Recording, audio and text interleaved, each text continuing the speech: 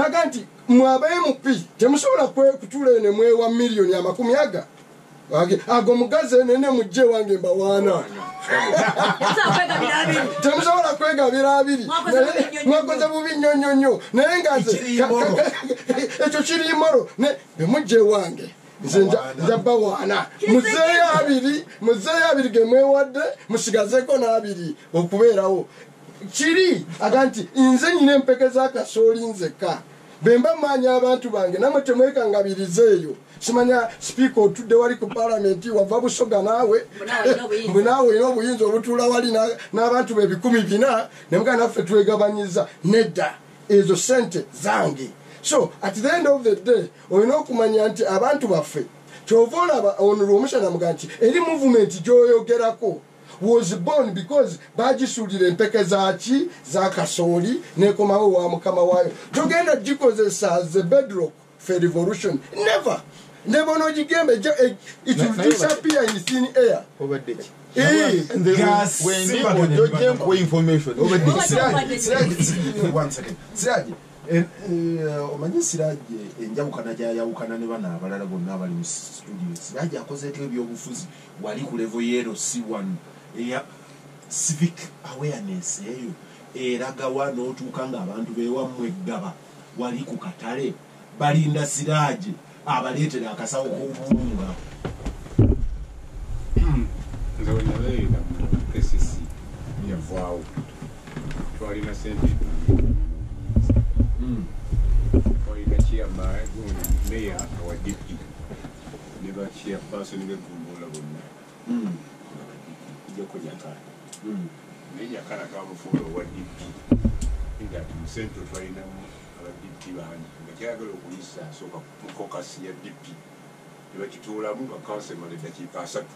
So awo tetwalinawo buzibu bwe twatuuka ku bodaboda twatuula ne tukkaanya tubayita mu bibiina byabwe byonna bye baalimu ono tutte ne tannajja ne tubagerekera ennusu 9 naye nga be bazeesolooleza nga basolooza gumu 1,200 zaabwe za welfare buli mwezi bazisoloozaako ebbanga 29 we yatuuka Museveni agamba mbe ku bantu bange nga RDC yali erubaga ebiseera ebyo byali bamwene baani ng'abagambye tugenda kufufugaza aba opposition mu Kampala senga tukontrolinga aba boda.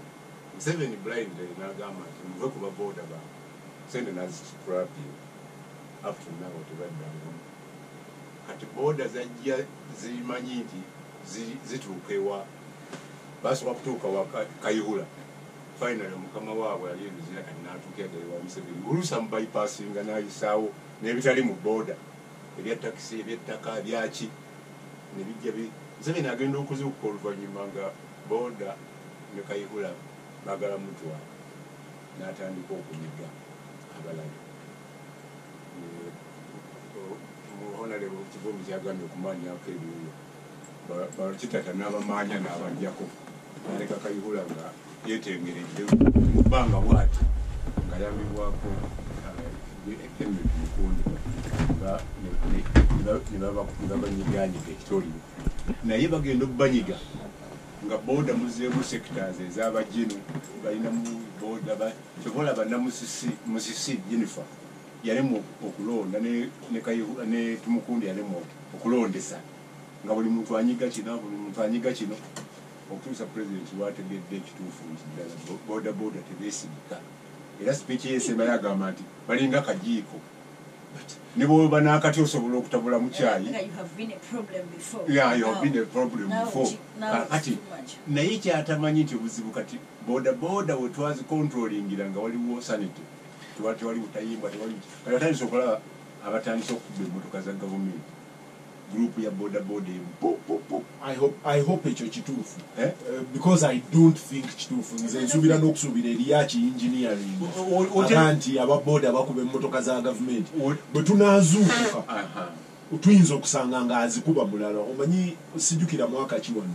Kampala batega bomu ne badeployinga bano ba Rw'omushana ne bajja ne bakwata abaali batega bomu bonna ne babalonda nga babamanyi ne gye babeera. So initially, sometimes you wake up and say, okay, everyone thinks you're a fool. Ekituufu ekiriwo nti KCC eterina control over boda. From biseera biffe nga tulina control over boda, nga tulina control over markets. In that. Siraje gwe, civic awareness ogitunulidde na ku boda. Abakyala bameka abakola mu butale e Kampala.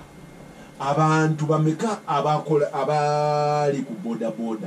Abantu be Kampala bameka abatasobola ku accessinga public toilets. Tusobola okuzuukuka olunaku lumu abantu ne bagamba nti mu kibuga kino bino tetujja bikola. Lwaki bannayuganda ogwo omutima gwagaana mbeera yaffe obulizeeyo ekibuzo kyawe wekiri omukyala noma does is it existential? You see, yes, bobango is it existential? Dikapanga ogigoba. It is only at that time. Yes. Nga option gyesigaza either yokufa omanyi bagamba nti otuka to that point waliwo omujaso omuyanga nti otuka ku point you either kill or die. But you either kill twagala kutta you either kill omushana oba gofa. It is no forget about the other person.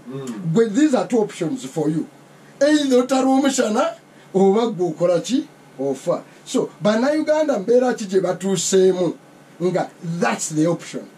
Kitegeeza nti awo tebaliiwo yet. That's the option. Danger joina ngenda kuddayo ku local politics. Ti maama wange baba akyasimba ekiryo enkuba n'etonya. There you talk to me. Okay? Baba akyasimba muwogo. Because 70% of your people tebali part of your economy. Indeed. True. Era olunaku luziba wiiki eyitawo nga tebainteractinze naffe mu economy. Talina kyaguze, talina kyatunze. Kakati oyo biki ebinaamujja ewuwe ogamba nti wano nfiirawo.